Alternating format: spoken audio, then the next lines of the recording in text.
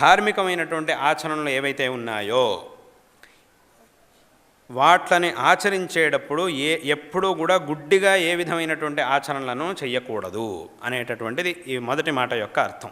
ఊరికే గుడ్డిగా ఎవరో ఏదో చెప్పారు, ఎవరు చెప్పారు, వాడికి ఏం వచ్చు, చెప్పిన వాడి యోగ్యత ఏమిటి, వాడు ఏం చదువుకున్నాడు, ఏం చెప్పాడు, ఇదేమీ లేకుండా ఊరికే కళ్ళు మూసుకొని గుడ్డిగా ఏదేదో చేస్తూ ఉండడం, ఇట్లా మనం చెయ్యకూడదు అనేది మొదటి మాట యొక్క అర్థం. రెండో మాట యొక్క అర్థం ఏమిటి?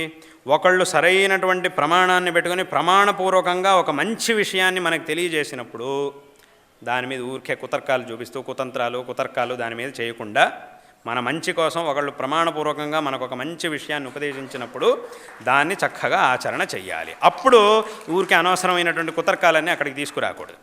అంటే ఏమిటి? ఏ పని కూడా ఊరికే గుడ్డిగా ఏమీ చేయకూడదు.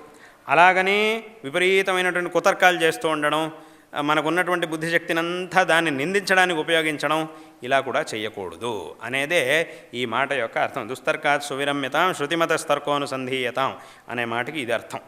కాబట్టి ఇప్పుడు ఏమైంది?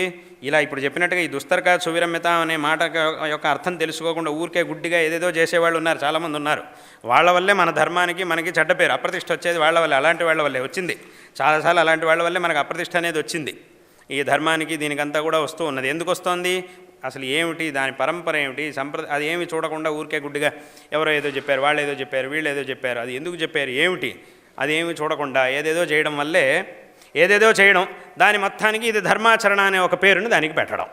ఇలా చేయడం వల్ల ఎన్నోసార్లు చెడ్డ పేర్లు మనకు వస్తూ ఉన్నాయి. కానీ ఇది రాకూడదనే శంకరాచార్యుల వారు అప్పుడే చెప్పారు.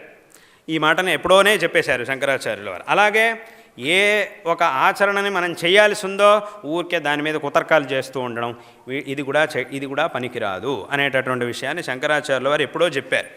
దీని యొక్క అర్థం తెలుసుకోకపోవడం వల్ల ఇన్ని అనర్థాలు జరుగుతూ ఉన్నాయి.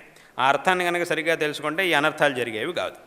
కాబట్టి ఈ సరైనటువంటి మార్గం ఏదైతే ఉందో దాన్ని శాస్త్రముల ద్వారా, శాస్త్రజ్ఞుల ద్వారా ఈ విషయాల్ని సరిగ్గా తెలుసుకొని జీవితంలో కృతార్థులు కావాలి అనేటటువంటి విషయాన్ని మీ అందరికీ తెలియజేస్తూ